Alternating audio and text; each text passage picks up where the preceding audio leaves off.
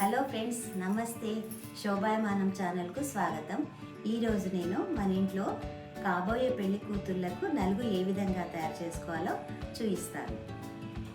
పెళ్లి కూతురికి నలుగు పెట్టడానికి కావలసిన పదార్థాలు: కమలా పండ్ల తొక్కల పొడి 1 టేబుల్ స్పూను, నిమ్మకాయల తొక్కల పొడి 1 టేబుల్ స్పూను, బాదం పొడి 2 టేబుల్ స్పూన్లు, ఉప్పు కొద్దిగా, గోధుమ పొట్టు పొడి 4 టేబుల్ స్పూన్లు, కాకపోతే నాకు లేనందుకు గోధుమ పిండి తీసుకున్నాను, మరవమాకుల పొడి 1 టేబుల్ స్పూను, శనగపిండి 1 టేబుల్ స్పూను, నిమ్మకాయ రసం 1 టేబుల్ స్పూను, కస్తూరి పసుపు.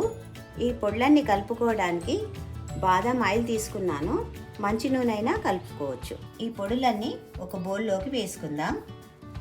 గోధుమ పిండి, కస్తూరి పసుపు, శనగపిండి 1 స్పూన్, మరవమాకు పొడి 1 స్పూన్, కమలా పండ్ల పొడి 1 స్పూన్, బాదం పొడి 2 టేబుల్ స్పూన్లు, నిమ్మకాయ తొక్కల పొడి 1 టేబుల్ స్పూను.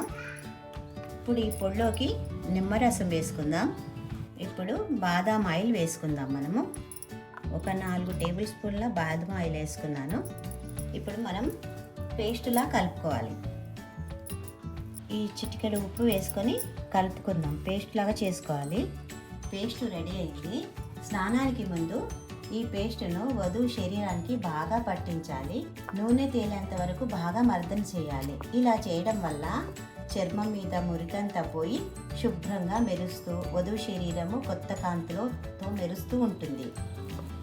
ఇలా పెళ్లికి 10-15 రోజుల ముందు నుంచి ఇలా నులుగు పెట్టుకొని స్నానం చేస్తే ముఖం మీద మచ్చలు, శరీరంపై మచ్చలు అన్నీ మటుమాయం అవుతాయి. ఏ రంగు వాళ్ళైనా అందంగా మెరిసిపోతూ ఉంటారు. మీ గ్లో మరింతగా పెరుగుతుంది.